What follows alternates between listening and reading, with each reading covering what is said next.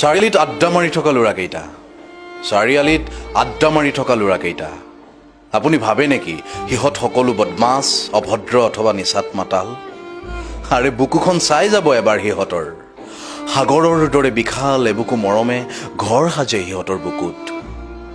আচলতে আপুনি ভবাৰ দৰে নহ'বও পাৰে কথাবোৰ। চিগাৰেট খোৱা ওঠবোৰ কলা যদিও আপুনি শুনা পাব ডিগ্ৰীবোৰৰ সফলতাৰ কাহিনী, যি শুৱনি কৰি ৰাখিছে উইয়ে ধৰা বাকচ।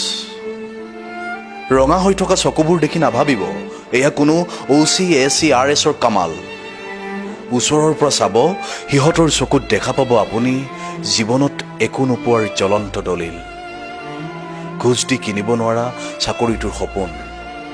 সময় পালে আহিব এবাৰ আপুনিও, য'ত ৰৈ থাকে হাজাৰটা সপোন।